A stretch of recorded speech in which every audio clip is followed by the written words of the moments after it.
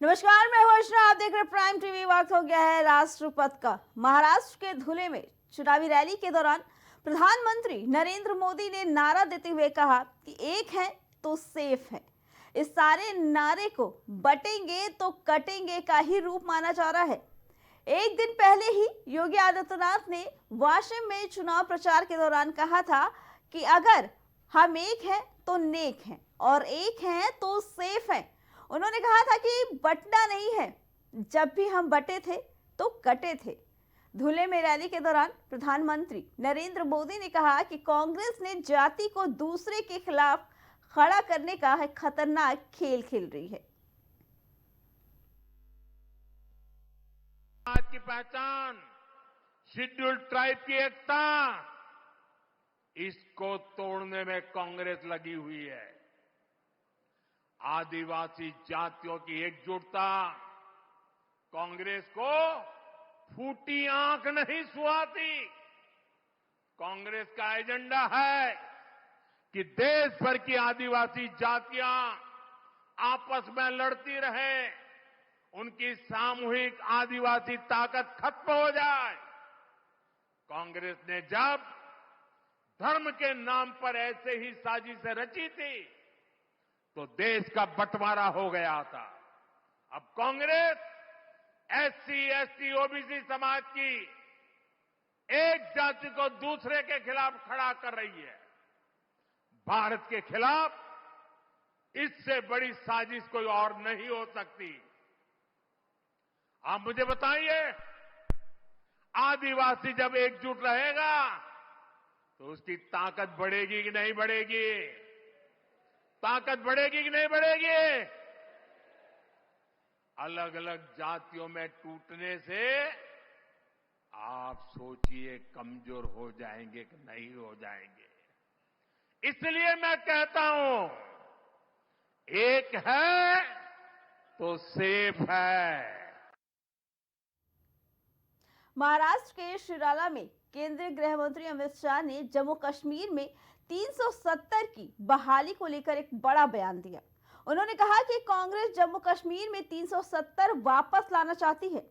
शाह ने कहा कि मैं कहता हूं कि 4 पुश्तें भी आ जाएंगी तो भी 370 वापस नहीं होगा। शाह ने शरद पवार पर भी निशाना साधते हुए कहा कि शरद पवार को बताना चाहिए कि जब वो 10 साल तक सत्ता में थे तब उन्होंने महाराष्ट्र को क्या दिया। अमित शाह ने कहा कि मोदी ने देश का खजाना महाराष्ट्र के लिए लगा दिया है। 10 साल में मोदी जी ने 10,15,000 करोड़ रुपया देने का काम किया। मोदी जी ने महाराष्ट्र के विकास के लिए देश का खजाना महाराष्ट्र की ओर डाइवर्ट करने का काम किया।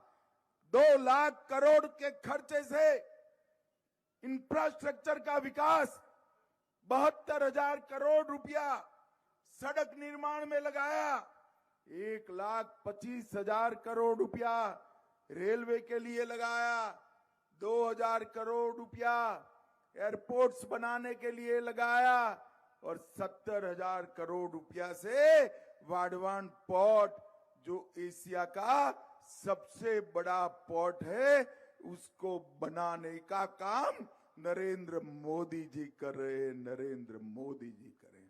अपने सांगली जिले की बात करूं, 4500 करोड़ से रत्नागिरी नागपुर कॉरिडोर, इसमें सांगली सोलापुर खंड 24।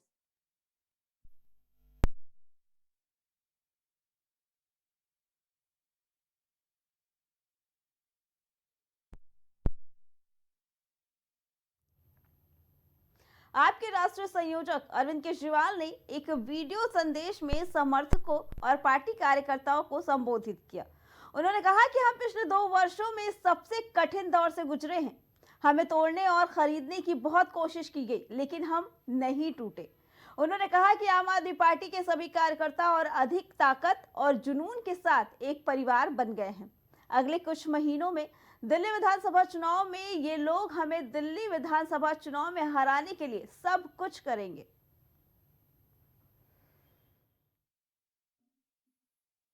मैं जानता हूं आप मुझसे बहुत प्यार करते हो, मैं भी आपसे बहुत प्यार करता हूं। मेरे और आपके इस रिश्ते को किसी की नजर ना लगे। हमें अपने इस रिश्ते को अपनी ताकत बनाना है। अगले कुछ महीनों में दिल्ली विधानसभा के चुनाव हैं।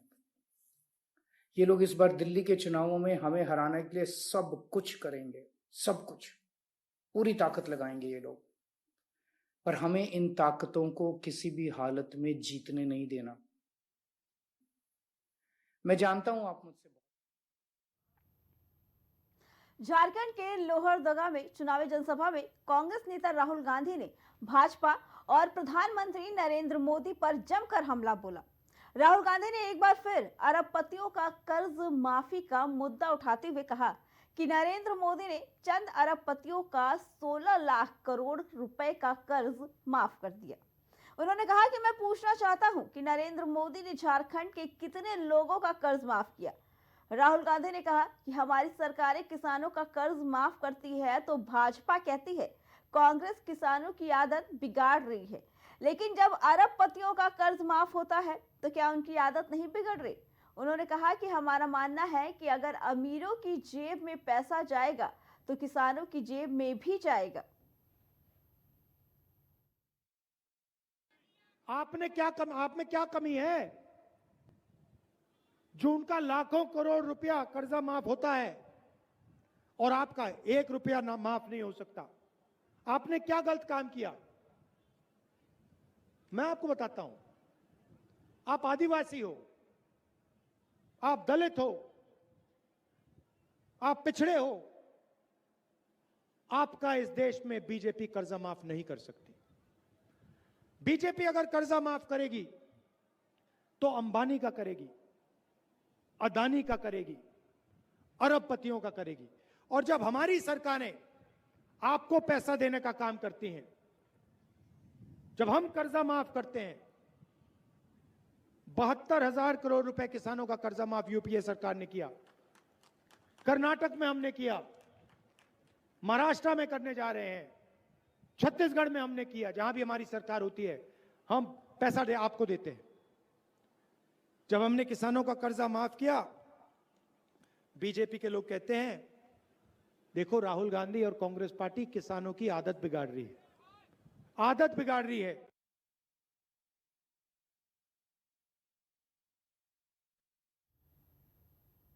पंजाब के लुधियाना में नवनिर्वाचित सरपंचों के शपथ समारोह में आम आदमी पार्टी के राष्ट्रीय संयोजक अरविंद केजरीवाल शामिल हुए। सरपंच समागम में अरविंद केजरीवाल ने कहा कि आप लोग सरपंच बनकर आए हैं और अब आपको जिम्मेदारी निभानी होगी। सरकार के पास पैसे की कमी नहीं होती। सरपंच के पास इतनी ताकत है कि वो चाहे तो 5 साल में गांव के हुलिया बदल सकता है। बेईमानी करोगे तो जनता जूते से मारेगी। ऊपर वाला भी देख रहा है। जो पैसा पंजाब सरकार भेजेगी उसे जनता की सेवा में लगाना है, गांव के बीच और सबके सामने निर्णय लेना है। बता दें कि पंजाब में लुधियाना के नवनिर्वाचित ग्राम प्रधानों का शपथ ग्रहण समारोह आज आयोजित किया गया। इस समारोह की अध्यक्षता पंजाब के मुख्यमंत्री भगवंत सिंह मान ने की, जिसमें आम आदमी के राष्ट्रीय संयोजक अरविंद केजरीवाल भी शामिल होने के लिए पहुंचे। पंचायत चुनाव पिछले महीने हुए थे, जिसमें 13,147 सरपंच निर्वाचित हुए।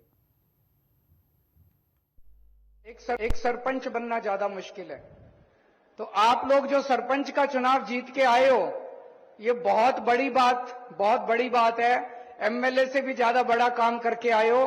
अब आगे काम करना है, आप लोगों को अच्छा काम करना है।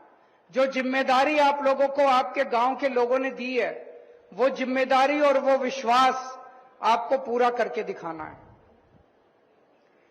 आपको जनता ने चुना, आप सरपंच बने, बड़ी अच्छी बात है। लेकिन एक चीज मानना, जो कुछ भी होता है इस धरती के ऊपर, जो कुछ भी होता है चारों तरफ, वो ऊपर वाला करवाता है, भगवान कराता है। तो अगर आपको ये मौका मिला है आपके गांव की सेवा करने का, इसमें बहुत बड़ा हाथ ऊपर वाले का है। ऊपर वाले ने आपको चुना है, आपके जरिए ऊपर वाला आपके गांव का भला करना चाह रहा है। एक सरपंच बनना ज्यादा मुश्किल। प्रयागराज में महाकुंभ को स्वच्छ बनाने पर काफी जोर दिया जा रहा है। इसके लिए प्रशासन ने काफी तैयारियां कर रखी हैं। बता दें कि यहां आने वाले लोगों को ऐप के माध्यम से ही गंदे टॉयलेट्स की जानकारी मिल पाएगी। गंगा सेवा दूध कोड स्कैन कर लोग सफाई कर अपना फीडबैक भी दे सकेंगे। बताते चले कि इस बार महाकुंभ में सफाई को लेकर प्रशासन ने काफी तैयारियां कर रखी हैं, क्योंकि इतने बड़े आयोजन में सफाई एक बड़ी समस्या बनती है।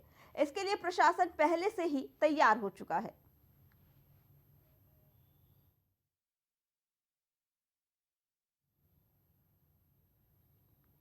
मध्य प्रदेश की राजधानी भोपाल में अब अतिथि शिक्षकों के बाद वेटिंग शिक्षक संघ ने भी मोर्चा खोल दिया है। प्रदेश के अलग अलग जिलों से वेटिंग शिक्षक संघ ने शिक्षकों ने भोपाल पहुंचकर अपनी मांगों को लेकर प्रदर्शन शुरू कर दिया। शिक्षकों ने रानी कमलापति स्टेशन से बीजेपी कार्यालय होते हुए वल्लभ भवन तक मार्च की शुरुआत की। वे सरकार से अपनी मांगों को तत्काल पूरा करने की मांग कर रहे हैं। वेटिंग शिक्षक संघ का भी प्रमुख मांग पदों में बढ़ोतरी करने की है। उनका कहना है कि शिक्षक भर्ती वर्ग 1 में सभी विषयों के 20,000 पद वृद्धि की मांग तुरंत की जाए।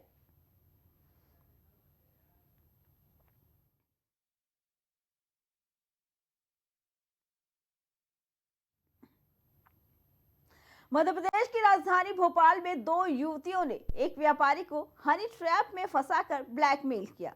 इसके बाद व्यापारी से लाखों रुपए ऐंठ लिए।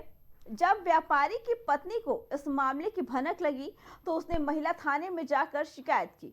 शिकायत मिलने के बाद पुलिस ने एक युवती को गिरफ्तार कर लिया, जबकि दूसरी आरोपी युवती ने खुद थाने में आकर सरेंडर कर दिया। इन सोना चांदी था, वो भी उन लड़कियों के माध्यम से बिक चुका है। तो उसी संबंध में उन्होंने दस्तावेज भी प्रस्तुत किए, तो वरिष्ठ अधिकारियों को अवगत कराया गया। तो वरिष्ठ अधिकारियों के आदेश अनुसार वो कार्रवाई की गई, जिसमें अपराध पंजीबद्ध कर विवेचना में लिया गया है।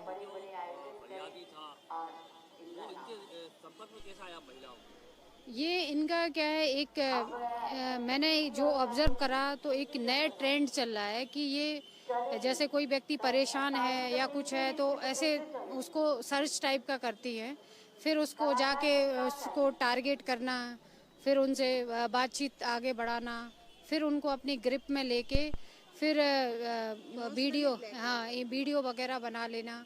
तो फिर जाके मतलब उनसे जो भी इनकी मांगे हैं, पैसे हैं या और अन्य चीज़ जो भी इनका रहता है तो वो करती हैं। सोना चांदी था, वो भी उन लड़कियों। मध्य प्रदेश में सार्वजनिक स्थानों पर गंदगी करने का मानो ट्रेंड चल गया है, जहां सोशल मीडिया पर एक वीडियो जमकर वायरल हो रहा है, जिसमें एक युवक सरेराह बीच चौराहे पर लगे तिरंगे के पोल पर पेशाब करते दिखाई दे रहा है। एक तो तिरंगा और साथ ही उस पोल पर जय श्री राम भी लिखा हुआ है। ये वीडियो मध्य प्रदेश के सागर जिले के खुरई का बताया जा रहा है, जो अब वायरल हो रहा है।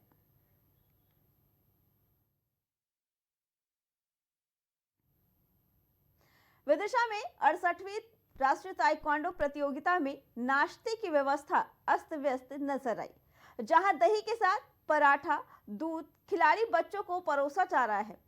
यही नहीं, गंदे हाथों से कर्मचारी खाना बना रहे हैं और परोस भी रहे हैं। सफाई और सुविधाओं के अभाव में होटलों में खिलाड़ी रुके हुए हैं।